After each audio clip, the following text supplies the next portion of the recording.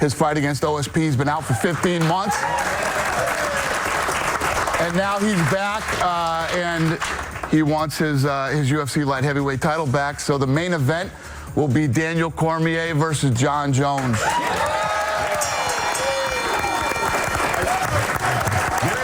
There is not a UFC fan in the world who is more excited about than I am. Like, I'm a big fan. I watched you, John, fight last Saturday against OSP. And in 15 months off, you were given the interim light heavyweight title. Yes. In order to get the permanent title, you have to beat Daniel, who you were supposed to fight, but who was injured. So how do you feel about that? Do you think this is the perfect matchup for you now? Yeah, absolutely. Me and my team, we've been working extensively on a great strategy, game plan to beat Daniel Cormier. I got thrown in the last minute, a change of opponent. Felt like I did great with it given the circumstances. And I'm ready to get back to my original plan, which is just to dominate Daniel Cormier again. Okay, well, Daniel, I know you two have a very loving relationship. You really, a very contentious, if you didn't know, relationship. But Daniel, how do you feel? How are you, first of all, with the injury? And second, how do you think you're going to fare in this fight the second time around with John?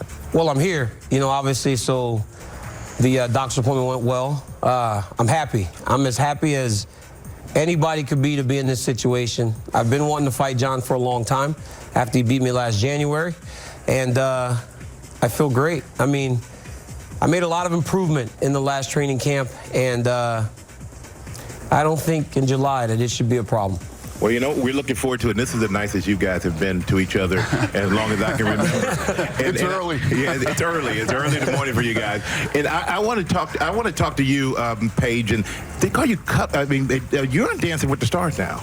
And I'm trying to, how do you go from this fighter to this dancer all of a sudden? You're doing a great job, by the way. Was there a different switch you have to find?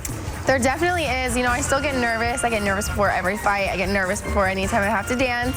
It's not as much of second nature. I feel like I obviously have to memorize the dance routine, so it's a little bit harder, but I've been having a lot of fun, and I'm just hoping that I can bring some more fans over to the UFC and fans over to MMA that don't necessarily know what it is yet. Well, you're definitely doing that. And the guy who started this all, Chuck Liddell, you're a UFC Hall of Famer, and you've made the sport, give him credit, making it mainstream. And on top of that, being mainstream is part. You were the first fighter on Dancing with the Stars. So have you given Paige any advice? People ask me if I give her any advice. I mean, I don't watch what I did. That was the reason I got on Dancing with the Stars, was to get a different audience, so to see that we're not. Back then, everyone thought we were Neanderthals, and I'm kind of Neanderthal, but not completely. So. Well, I'm not messing with you. And Misha, for you, why are you nicknamed Cupcake? That's the last thing I would think that a fighter would be nicknamed Cupcake. Yeah, I just want to embrace the irony of it. I think early on in my career, I got really underestimated. People thought, man, she wears dress and heels and hair. There's no way she can be tough, Cupcake. So I thought it was kind of funny after a while. I started beating up people that didn't think I would beat them up, and gave myself the nickname Cupcake. All right, I'm not calling you Cupcake, regardless of it being your nickname. And Frankie, we won't have time to get to you, but please do me a favor. Keep John and keep Daniel away from each other. Yeah, okay? I'll do my best. That's why we sat you right there. And thank you guys for coming. We're looking forward to UFC 200, July 9th.